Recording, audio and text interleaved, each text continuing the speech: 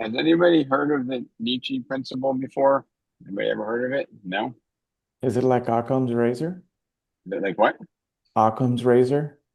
I would like to answer that question if I knew what that was. What is that? Um, the most probable and easiest explanation is usually going to be the correct one. And the answer would be no. So uh, Nietzsche Principle is about if you have a powerful why, then your how becomes obvious. Okay. Has anybody ever and I guess it even goes towards people who have vision boards and goals. And if you don't have a goal, like there's no purpose for what you're doing, your commitment level might be muted. Does that make sense, Miguel? Yeah, it does. That's why I've been planning 2026 for the last few days. Make sure I have all my goals printed out so I see them daily. Make sure I have my calendar up to date, so that I know what I'm doing on a daily basis, basically. So being that you're prepared on camera probably will be even better. I'm just going to ask you, like, what's your initial response? What's your why for doing what you do, Miguel? My biggest why is to make sure that I learn that skill. What is Um, learning? What does learning that skill do for you? How does that help you? it makes sure that if I if I hit my goals this year and learn the skills that I need to do, I will do the job that I'm supposed to be doing, which means that I will increase my chance of having my job next year and continuing to have a job, a career, profession thereafter And do you do it primarily for the money, or do you do it to help people? Like, what's your goal behind that? to help people. So I have to basically trick myself into doing things for the reasons that I like to do them in order for them to be beneficial for me and my family and for the company and so on. So I can't say that I'm completely money driven. So in order to hit my money goals, I just have to put them in a way where I'm helping people and I'm working towards my instincts. Gotta hack myself. So I think the principle is if you can figure out two or three or seven levels deep why we do what we do, then it helps us to perform, to show up with the best version of ourselves, even when we don't feel like it. Hmm. For example, today's the day after New Year's, and we have 36 people on here today. Okay, these are people who are committed to whatever their cause is, and I can say, getting to know many of you at a very high level, that a lot of us are motivated by helping people more so than dollars and cents. Does that make sense? I know everybody might say, "Yeah, I go to work to make a living," but there are things that all of us would not choose to do because it's not something that we're passionate about. And when we find that we love to do things, it it anchors us to be able to perform at a higher level. Does that make sense? Hmm. And Miguel, do you get the sense that I have anchors personally that are beyond just dollars and cents? Yes, it Like comes through. I'm passionate about, trying to help. I'm passionate about trying to help agents, help clients to make a difference, if that makes any sense. It And I makes feel I feel like I've been blessed by, the people that have influenced me in my life, and I want to pay it forward. Now, in return, it has to be a sustainable business model, right? Otherwise, you're limited to what you can do. So, the and I don't know if anybody signed up for the Paris contest, but the Paris contest, it's trying to make a little bit of fun about doing something that I happen to be passionate about, and I want to enlist, the entire audience into being passionate about helping people make a difference. Okay, and I see your esteemed in terms of you're doing what you do. I don't know if you're muted or not, but our industry to do more sales. It's about adding more value. Why are we doing this Paris event, right? What's the purpose behind it? The purpose behind it is not to have fun in Paris. It's not to do more sales. It's to change a perspective and to provide, if there's, let's say that there's 70 people, maybe just make it round 100 people, and let's say they You're show freezing up, up, Rob. they do the hello test, 1 2 3. Can you Rob, hear me? Yeah, you were Rob, freezing you're up. you're Robert, can going you hear me? In and in and out, out. in and Yeah. out. Uh-oh. I guess I don't. If I go out, you just text me. Hopefully, that will be very limited. Are you, David? Can you see me now and hear me? I can hear you, but you're going in and out, and I'm a It's been co-host if you need to go in and out. it's been in and out the whole call. So Okay, hang on. All right, we're gonna have to bear with the. Let me see here. All right, it looks like it's getting a little. Is it better now? Yes. Okay. You're coming through clear in Texas. All right. good morning, Ivy. Sounds wonderful. So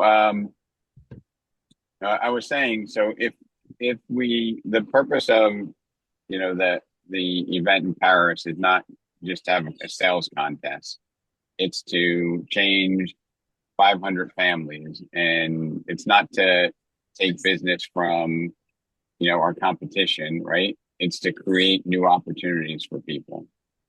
Okay, that's the why behind doing this event and having a reward of celebrating in Paris, because if we can change 500 families, to me, that would have an impact, right?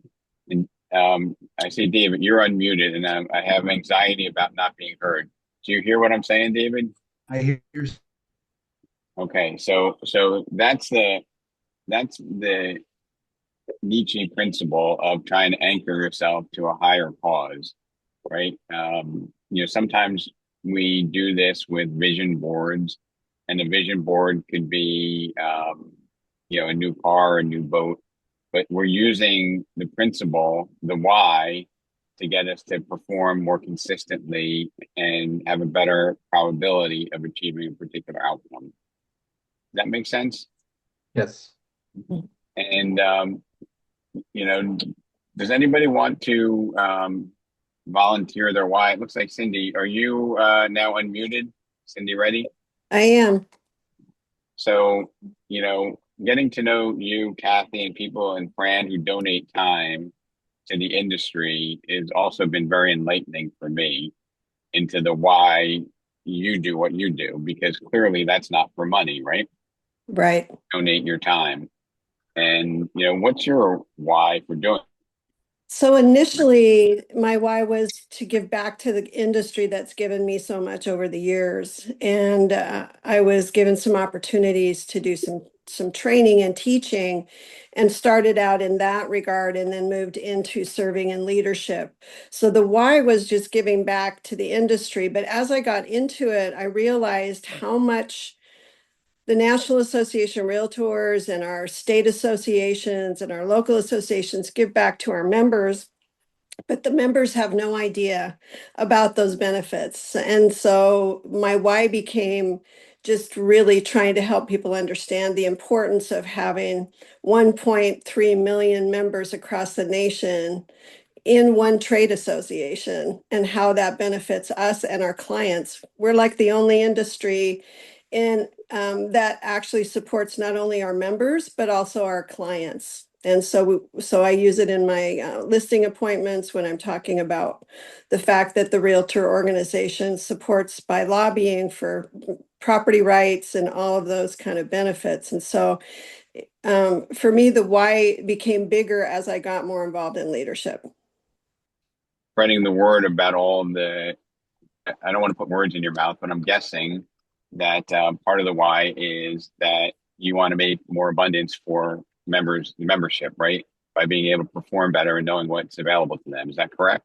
Yes, and just helping members understand the benefits that are available to them to help them in their businesses. There are so many things that are benefits through all of the associations at all three levels. And, it's an important piece. And really, I don't think our clients understand how much realtors are so involved in their communities, everyone on this call, involved in the communities, involved in their associations, involved in helping their clients. And that is just not the norm in many industries.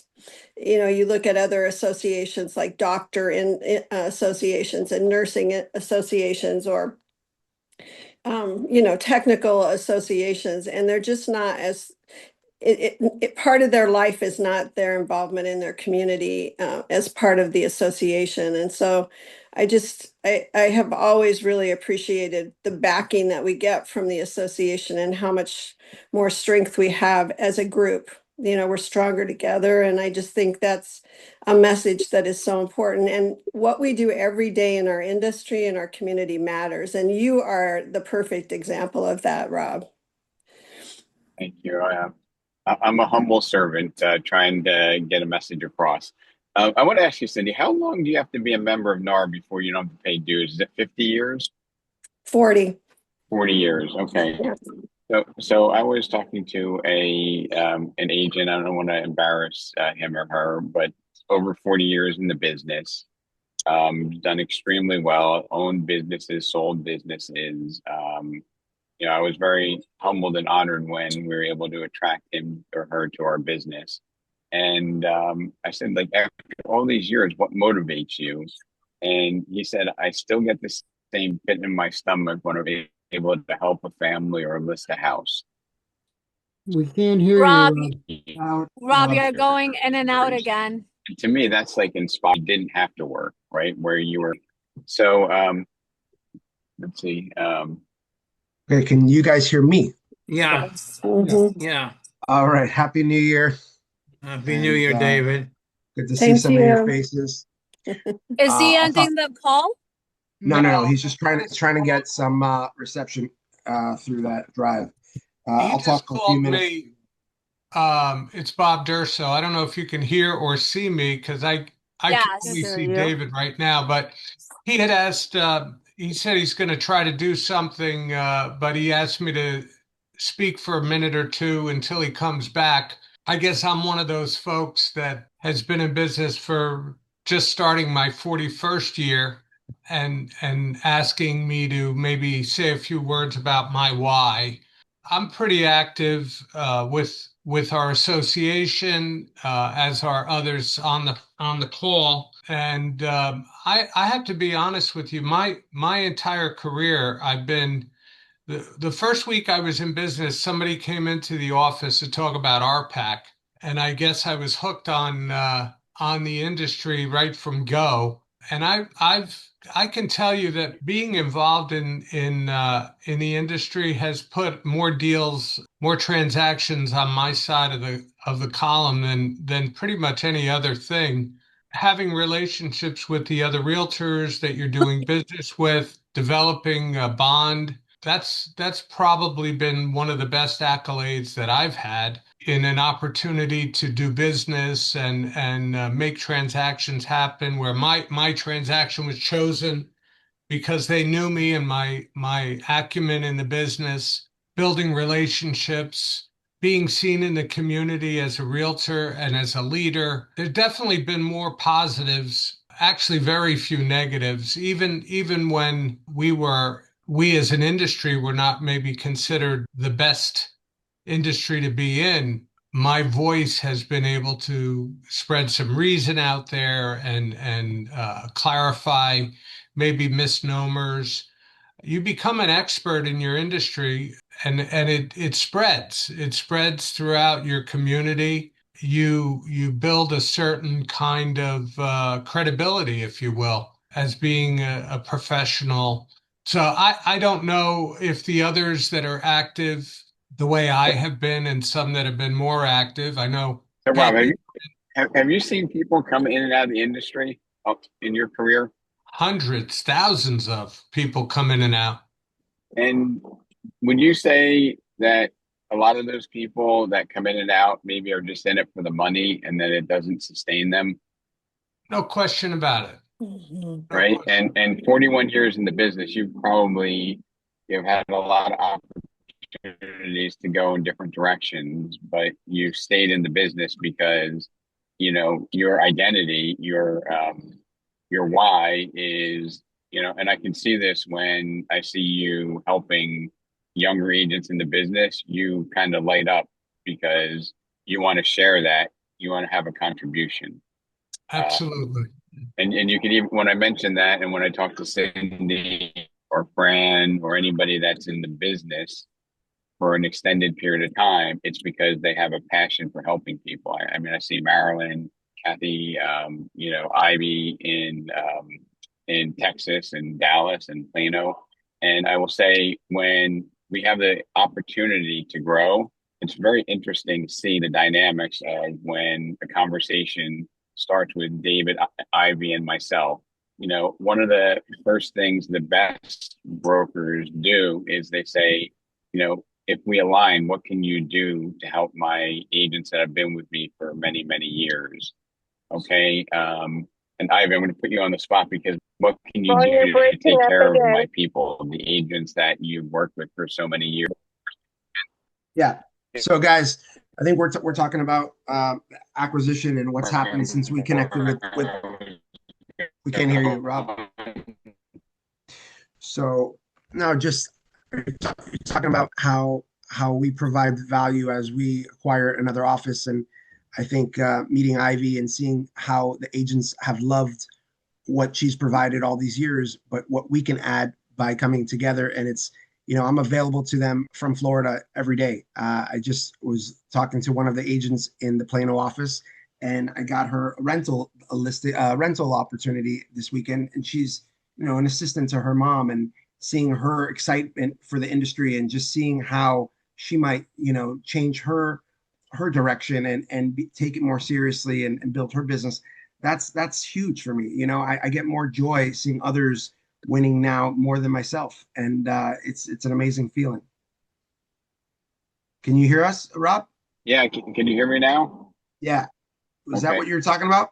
Yeah. So I was saying that, Ivy's motivation was about what can David and Rob do to help her agents, not, what's the financial terms. And Ivy, it was almost like I was interviewed to marry your daughter, the way that you had made those inquisitions. And I think that's a mindset. And maybe you want to just talk about, how you built tremendous loyalty by being an advocate for everybody that's a member of your Remax family, and how that played into, the succession plan. Because I think people don't realize that that's who you are, and that's what anchors you to be successful. If I can just add to what Rob is saying, I didn't have to sell my company. There was no motivation to sell at this time. But what I did want, and I knew when I did it, I didn't want just another real estate office who does the same thing I do. I wanted something that went beyond and above. And that was more important to me. I have a history with my agents, a long history. We have agents in our office 45 years, 25 years, 30 years. They become family, and you have to treat them like family. So my thought and my caring was not for me, but for my agents. And I saw what Rob and David were doing, and I was really inspired by them because I felt that they could provide to our agents a better, more, I guess, more things, higher level things than what I alone was capable of doing. And that's why I was motivated to do it. And so all of my agents, came together. We didn't lose people, and they're all very excited about what now is happening with Rob and David and the new company. And it's great, and I still do things with them, and it's just, it's just a higher level now. And I love that. So thank you, Rob and David. Thank you. Yeah. And Ivy, in are you guys, can you hear me okay? Yes or no? Or Yes. Yes. okay. So, in that same vein, when you look after the agents that have been with you for so many years, you're able to have a more significant impact by giving them the tools and resources to help more people that would say that Ivy, Steve, and all these people, they're my agent. We want to empower them to help them make all the right decisions. And if we do that and we don't force decisions, we will find more abundance. And that's our why, right? Because when you help somebody buy a house for the first time, okay, you might have done it, 200 times, 1,000 times, but for them, it's their first time, right? And you need to bring the best version of yourself to that transaction. That makes sense? Sure, yeah. It's And inspiring, and when you inspire people, that creates their why. and think about how many people in Dallas or Plano or the Dallas Fort Worth Metro that you, through your amazing team, Ivy, have impacted, right? How many people are now homeowners because they know somebody, or they know somebody who works within the Remax family, that your Remax family that you created, right? It's the greatest feeling in the world. I call it the real estate high. The best feeling is hearing agents that Ivy's touched over her career that are in Austin, Houston, other parts of Texas that are still with Remax, and congratulated us for working with her and coming together and doing this, and knowing just what you've done and what we're going to continue to do together is just a beautiful thing. Yep. Yeah, I don't, it's got to be in the thousands of people that you've changed their lives. It's not because our agents took business from competitors, but it's because we've had an impact in people's lives, and we've gone out of our way to have those conversations. And that's the why that keeps you motivated when, here comes another year, right? We just turned the calendar to 2026. Okay. If you feel like, oh my gosh, here I have to go and do it all over again, that kind of is challenging to your why.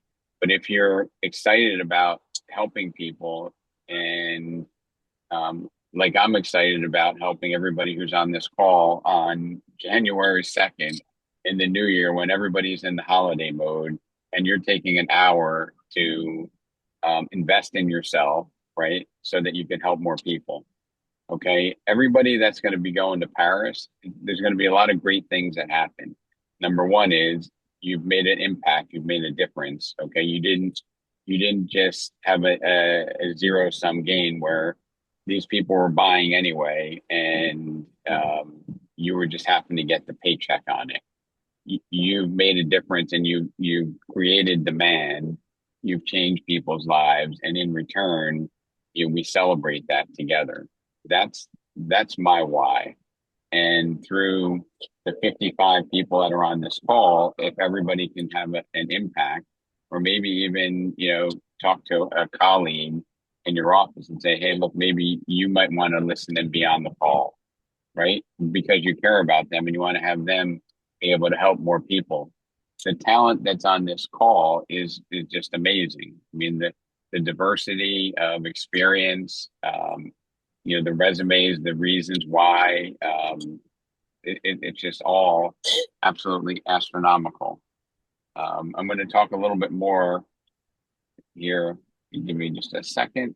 Do you know why? Why do you think most salespeople, or even more particular, people in real estate fail? Why they fail? Yeah, why do you think they fail? The lack of confidence in their self is my answer to that. They don't have the confidence to continue through the process. I think most agents fail because they treat the business like a hobby and not a business. And I mean, does it matter where somebody works and how they perform, if they're brand X or your office? Does that matter? No, I don't think so. You don't think so? I think that when you are surrounded by other people, I think it matters, Rob. This is Gail. okay, Gail, go ahead. I think the brand has a lot to do with it. Everybody knows Remax. I've been with Remax probably, a little over 30 years. And I started in the Pine Brook office with Wayne Norman, and then you purchased that office, and now I'm back to you again. The brand has a lot to do with it. Everybody knows Remax. Everybody loves the red, white, and blue. So I just think that is a great marketing tool, especially everybody knows the balloon. That they also know that Remax is above the crowd, and that we have all full-time realtors, people that work very hard. I think the brand is a symbol of membership that it attracts. And you said it's full-time people, and it's the brand tends to be significantly more productive than the competition. And it's not because when you become a Remax agent that you have a license to succeed. It's because you associate yourself with people who are like you, and you become the average of the people that you hang around. And that's part of, that motivation Mm-hmm. or the reason why we succeed. And having strong mentorship, I think, is huge, right? And Ivy, you might not think that it matters that where you work influences the confidence, but I see it every day. I see the conversations that our managers have. I see conversations that agents have with each other on how to resolve issues, right? Very So, supportive. Yes, very, very supportive. so the brand is a representation of the people who comprise the brand, Gail, and you and everybody here who's committed to doing the right thing are why the Remax has the brand and the recognition that it does have. If that makes any sense. And maybe it attracts people that are like-minded, so that's why, you made the comment that there's more full-time successful people here. Well, they want to succeed. They see you succeed, and then they want to succeed. Plus, Correct. we're international. There are, some major companies that are not international and or nationwide, and we could refer really anywheres within the world. That's a great asset as well. And I also think, Gail, sometimes, maybe it's not even sometimes, maybe it's a lot of the time, we make this business more difficult than it needs to be. Does anybody ever see that happen? Oh, yeah. Okay. And everybody I know that's here, we have integrity. We're here to help. And sometimes clients have a suspicious, preconceived opinion of salespeople. And maybe we don't have the best communication process to overcome that. Because if you've ever tried to push a sale on somebody who doesn't want to buy or sell, does it usually work? Never. Mm-mm. It Never. almost never works, right? Because push somebody to list their house when they're not ready, they might not accept an offer, the deal might fall apart. And then, you're sitting around on the weekend saying, man, all that time I wasted, right? And if we play the game with the integrity, or we play our role with integrity, we're not forcing sales. We're just having communications, and it's a process of attraction instead of chasing. Okay. And that's, people can feel that. People can feel that you're not chasing a commission, right? When somebody starts a conversation with, what does it cost? Is that usually, a transaction that you have your antenna about? Like, hey, red flag here, everything's about cost. It's not about what the value is, what the process is. And I think all of that goes down to what's our why, what's our motivation. And I believe if it's solely a financial motivation, those people, when times get tough, they look for other things to do, right? They might be now selling cars, or they might be doing some other type of sales when time gets tough. But for people like myself and most of, not all of you on this call, this is our identity. This is how we define success. You know, who looks at a transaction, and be honest, who looks at a transaction as $11,000 or 30,000, or who looks at it differently? Never. when you Always when you about the relationship and what that means for the next one, right? You take care of people, they're going to send you their friends or family, and it just keeps on going. Agree. You look at it, if you look at it as a commission, it doesn't always happen that way. yeah. And I think most of us, is there anyone that really looks at it and says, "Hey, I just made 27,000" when you get a buyer deal or a listing, or do most of us just look at it as, this is part of the process? I don't know about anybody else, but some of my proudest transactions, the ones that made me the happiest, were probably the ones that I got the least amount of money for. The more I could help somebody, the better it makes me feel. So it's not always I don't think it's ever about the money for me. So you're talking about like lower transaction size, right? That are Yeah. more rewarding. Um, Helping somebody who was in a desperate situation and making sure that they had a place to be. Um, that transaction helping out that particular lady, I don't think I got paid a dime, but but I still speak about it.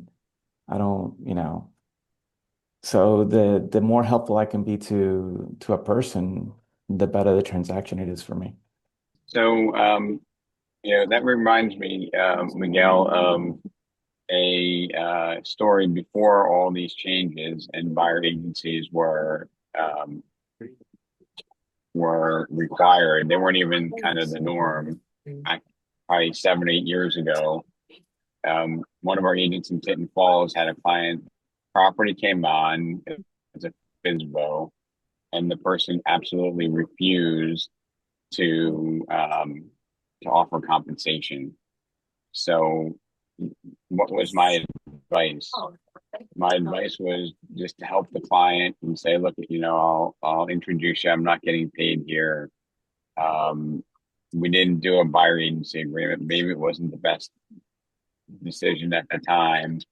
And the customer came back and paid 1.5% that they didn't have to pay at the end of the transaction. Wasn't the highest compensation, but they also were referring an abundant amount of business to our agent. Okay. And it was kind of like what you said, Miguel, about doing the right thing. And it wasn't purely money driven, because, if, our agent was money driven, oh, you don't want to buy that house. That house has problems, whatever. I've seen some of our competition do because they weren't getting paid. And, that goes towards, your why, your bigger picture. Rob, I just want to chime in. You had mentioned the Nietzsche policies and reports. And I studied Nietzsche back in the 70s. That's a long time ago.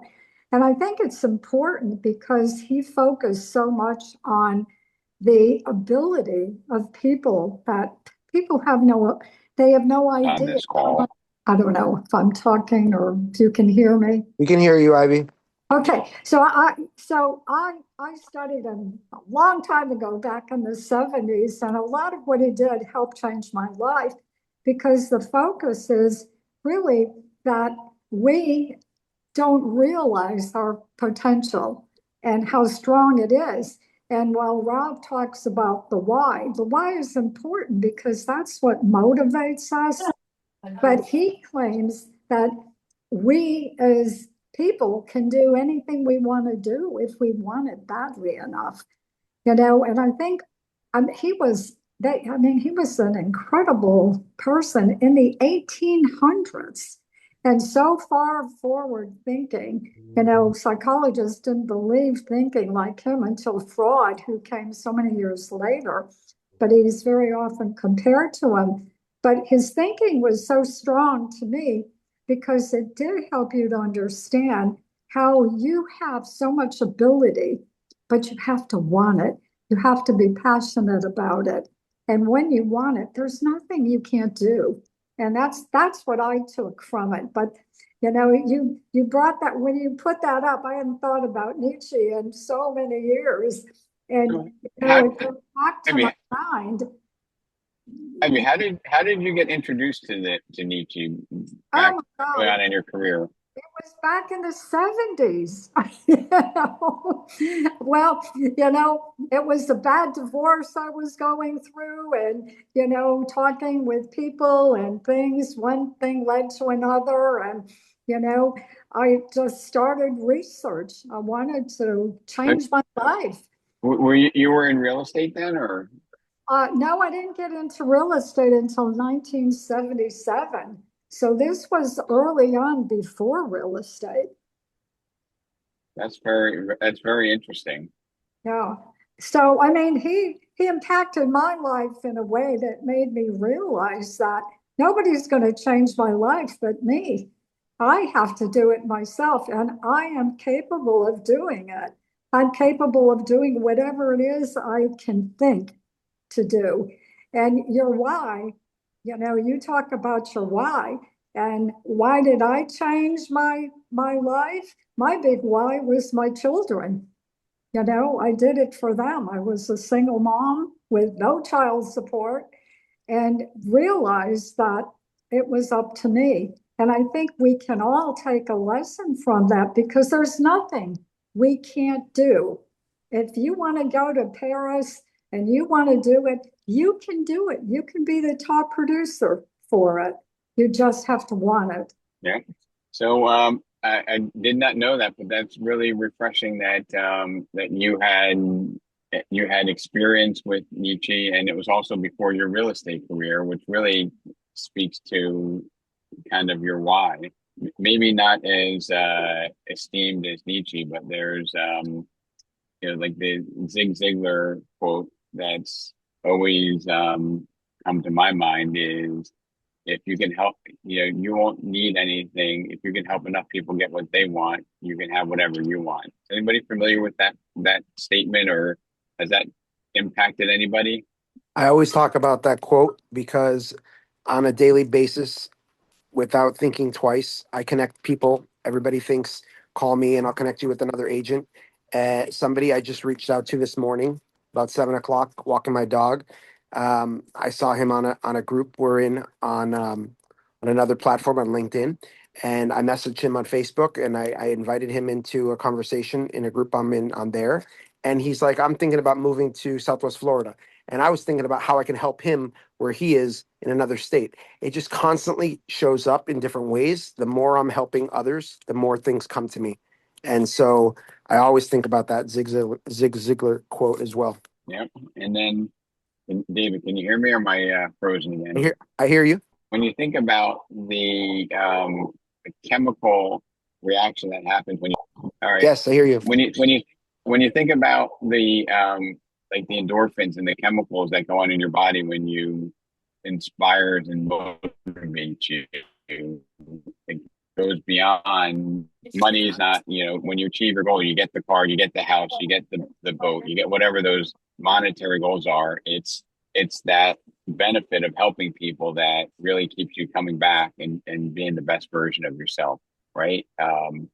Because there's many of us on this call, they don't need the paycheck to be satisfied. You've done well with your finances throughout your career.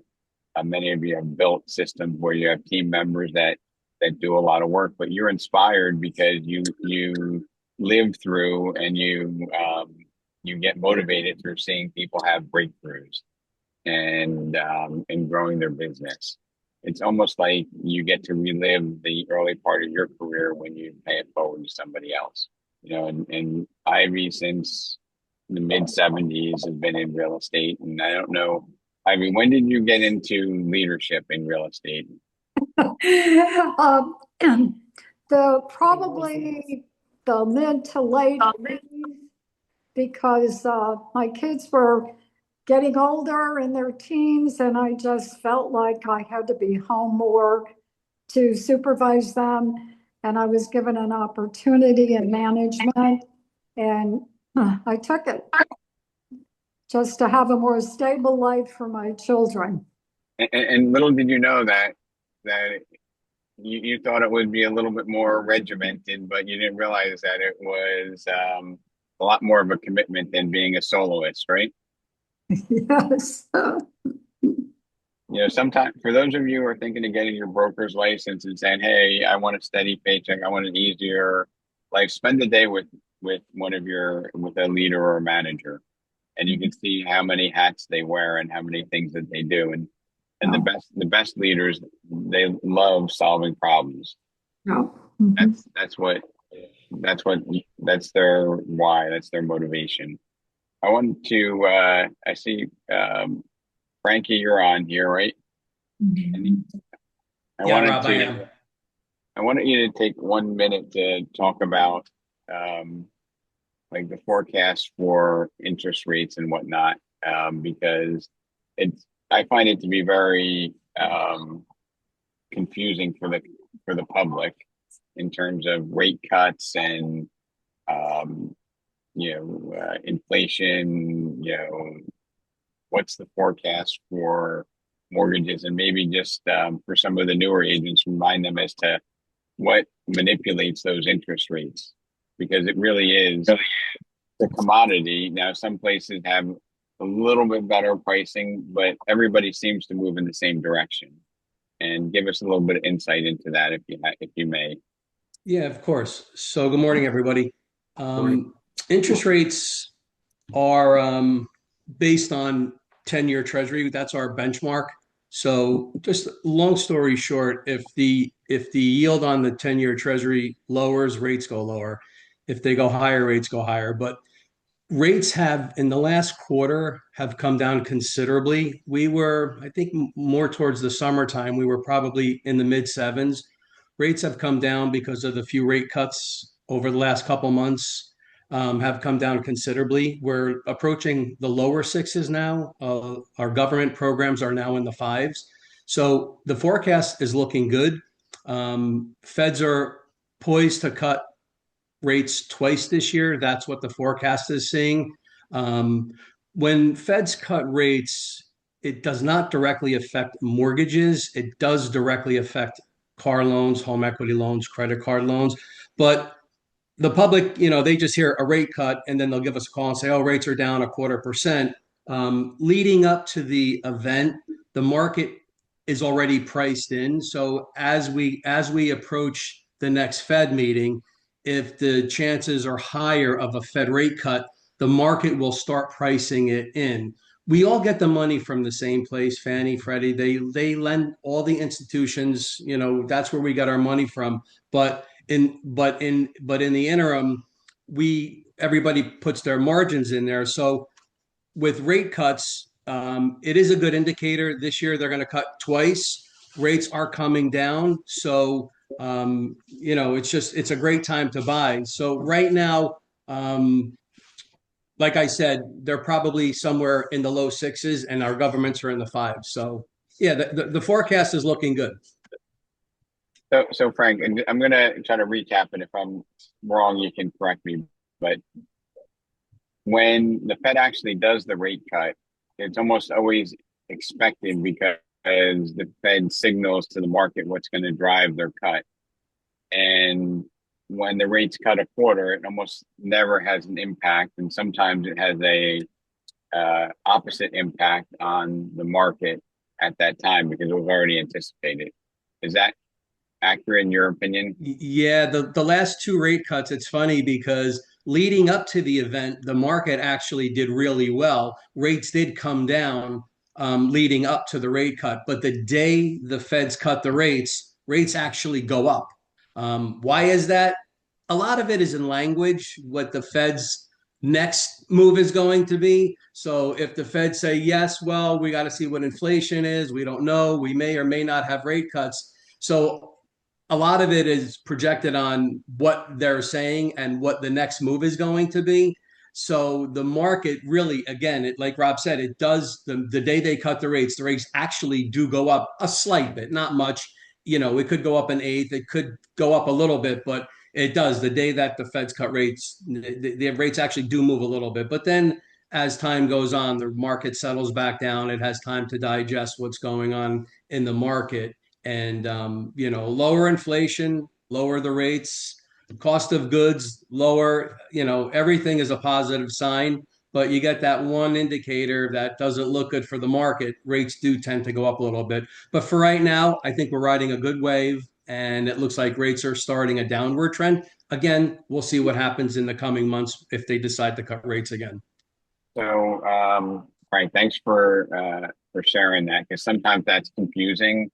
And I think if you just went to real estate and broker school, there's very limited knowledge on what moves interest rates, and sometimes if a customer calls and says, "Hey, whoever you referred me to, I saw the rates dropped and my rate's not lower," at least and you have an understanding of what motivates the rates behind the scenes. And it's always interesting because if somebody says, "What are the rates like?" or "What's the real estate market like?" I think it's an invitation to have a conversation as to how that relates to them. And we basically need to know, how to move that conversation. If somebody says, "How is hey, Miguel, you're in the real estate business. How's the real estate market?" Right? Um, it's an invitation for a conversation, and um, it's not a lead where you're looking at, "Hey, can I convert this thing?" And it's, "Hey, I'm giving them information." A lot of times, if somebody asks that question, there's probably some level of interest or motivation. And if it's, "Hey, my kid's graduating in June, and here we are in January," right? It's now to start that relationship, to build that process. The better the foundation that we have in terms of, what are all these micro and macroeconomic things that influence what happens, the better that we're able to, serve clients and help them make the right decision. And, I am super, super psyched. I don't know if anybody saw, but we kind of had a little glitch with Stripe, who was the processor for our registration for the Keys at 33 Paris Challenge. So we extended that registration to next Friday. If you were one of those that had trouble registering, it's now open till next Friday. And, I am, like, my mind, I am so inspired to help 500 or more families, buy that weren't even in the market. And not because it's about making money, it's because 10 years from now, these people are going to be, thanking you and saying how you impacted and changed their lives. Okay. And it's about having reach. It's about having influence. It's about having confidence. It's about having the right conversation and the knowledge to help as many people as you can. Right. It's about having having the discipline to have those conversations consistently. I'm gonna give a call. I'm gonna see if Lisa Malservisi is able to unmute herself. Hello, good morning, everybody. I'm here. So, did you pack for Paris yet? Yes, I'm ready.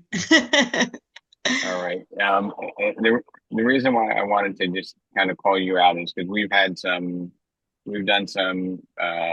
repositioning of listings. We've had some conversations with, buyers. We've knocked on doors together. And,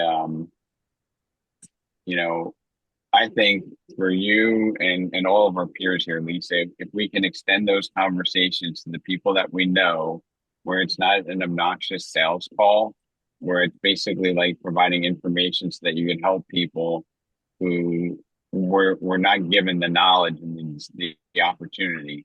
And those calls to me, Lisa, would sound like, "Hey, has anyone shared with you what's possible?" And take it from the standpoint of commission breath. We have no commission breath. It's, "Hey, has anyone taken the time to share with you or your kids or your colleagues or your friends, what it takes to evaluate whether buying a property or selling your property now is right for you?" Right? It's about having those conversations that are intentional and deliberate, right? Because we've been bamboozled by the people that are making money to say that we need to buy leads. Okay, we need to have more leads. And, do leads seem to be loyal to you, Lisa, or do they seem to be a little bit flighty? Quite flaky, to be honest with you. Yes. Right? They're entitled. Like, hey, I'm here. What are you going to do for me? You took 52 seconds to call me back. Somebody else called me back in 41. So I'm sorry, you're out. That's not a way we want to run our business. No. We want to run our business where we are in control, we're providing value, and price is not the key factor. Immediate response time is not the key factor. I mean, obviously we want to be responsive, but we want to have more impact than response, right? Yes, correct. Yeah. We all have 600 or more people that if you look into your phone and you set up contacts, the average person has 600 contacts. And in real estate, we actually have extended databases which reach far beyond that.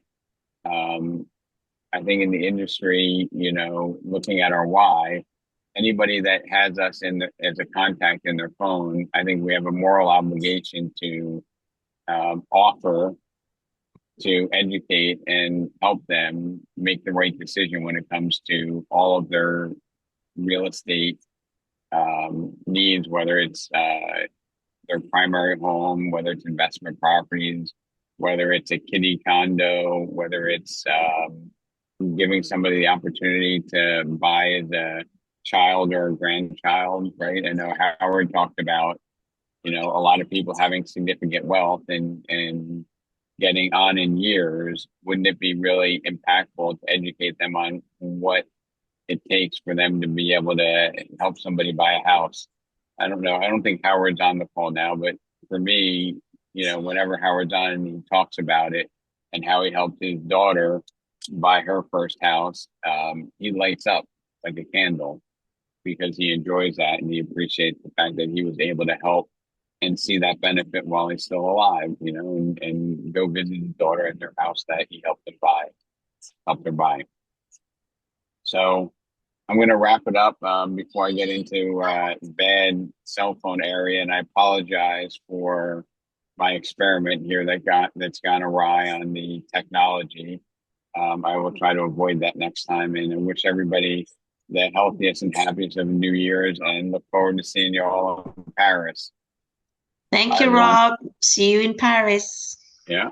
Happy Bye-bye. New Year, everyone. Happy New Year. Happy New New Year. Year. Bye. Happy New Year.